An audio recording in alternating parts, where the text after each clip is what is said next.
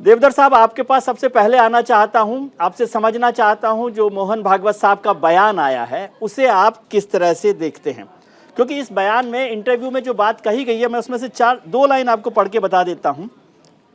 जो आपने पहले सुना वो तो ठीक है, आज जो इंटरव्यू है उसमें कहा गया है कि आज हमारे भारत में जो मुसलमान हैं उनको कोई नुकसान नहीं है, वो हैं, रहना चाहते हैं रहें, पूर्वजों के पास वापस आना चाहते हैं आएँ, उनके मन पर है। हिंदुओं में ये आग्रह है नहीं, इस्लाम को कोई खतरा नहीं। हाँ, हम बड़े हैं, हम एक समय में राजा थे, हम फिर से राजा बने, यह छोड़ना पड़ेगा। हम सही हैं, बाकी गलत, यह सब छोड़ना पड़ेगा। और आखिर में उन्होंने लिखा है कि इसलिए हम अलग हैं, इसलिए अलग रहेंगे, हम सबके साथ मिलकर नहीं रह सकते, यह छोड़ना पड़ेगा। ऐसा सोचने वाला कोई हिंदू है उसको भी छोड़ना पड़ेगा। और एक चीज़ का जिक्र उन्होंने किया कि 1000 साल का युद्ध हिंदू झेल रहे हैं। तो इसको कैसे आप देखते हैं? ये जो भाषण है जी, ये भाषण एक पार्श्वभूमि के से देखना चाहिए। ये मेरा पहला इस पर रिस्पॉन्स है जी, वो रिस्पॉन्स ये है कि कुछ हिंदुस्तान की रियलिटी है, जी, वो रियलिटी छुपा के या दुर्लक्षित करके कोई फायदा नहीं।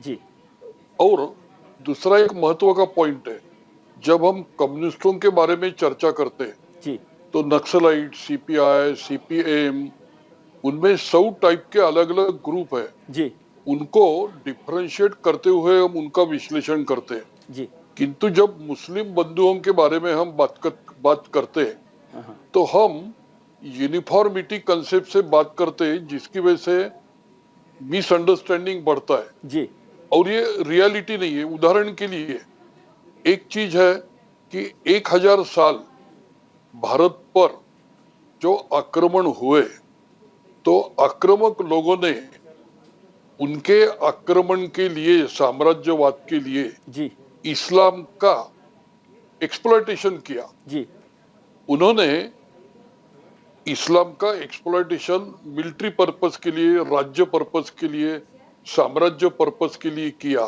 जी, तो जो आक्रामक है उनको हमने आक्रामक ही बोलना चाहिए। जी, उनका रिलीजन ये टूल था, जी, तो यह हमने कभी भी भूलना नहीं चाहिए।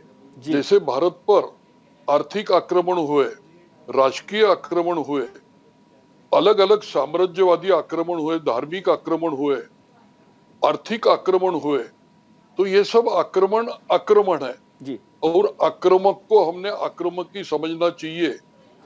और रियलिटी अगर हम भूल जाएंगे तो सब गड़बड़ शुरू हो जाती है। मेरा दूसरा पॉइंट है, जी, आज जो भारत में जो मुस्लिम बंधु रहते हैं जी, उनमें अगर सीधा सीधा उसका विश्लेषण करो, उनको समझने का प्रयास करो, तो मेजॉरिटी भारत के मुसलमान जी, खुद को देशी समझते हैं। जी, और आज के भारत में जो नेतृत्व अलग अलग पार्टी के करने वाले मुस्लिम लीडर्स है, जी, जिनका परसेंटेज 5 to 10% है, जी, वो प्राइवेट में जी, या पब्लिकली भी खुद का ओरिजिन विदेश में बतलाते जी, और उसमें वो धन्यता मानते। जी, तो जो विदेशी आक्रमणों के साथ में या विदेशी एक्सप्लॉइटर के साथ में रिलेशन जोड़ते हैं जी, वो लोग, और 90% इस्लाम रिलीजन को मानने वाला भारतीय मुस्लिम, जी, इनको बेसिकली अभ्यासक लोगों ने अलग करना चाहिए। ये मेरा एक महत्व का पॉइंट है। ठीक है, और 1947 के पहले या बाद में जी, मुस्लिम वोट बैंक जानबूझकर जो क्रिएट की, वो कम्युनिस्टों ने, मार्क्सिस्ट लोगों ने क्रिएट की, जो रिलीजन को अफीम बोलते हैं। ठीक है, किंतु उन्होंने इस्लामिक स्टेट या फंडामेंटल इस्लामिज्म को बढ़ावा दिया, इस्लामिक लीडर को ठीक है, प्रमोट किया। और दूसरा, कांग्रेस की जो नेहरू गांधी वद्रा डायनेस्टी है, उन्होंने मुस्लिम वोट बैंक जो 15-20% फुकट वोट मिले तो सत्ता इजी होगी करके मुस्लिम वोट बैंक खड़ी करने के लिए जी, उन्होंने मुस्लिम कम्युनलिज्म बढ़ाया।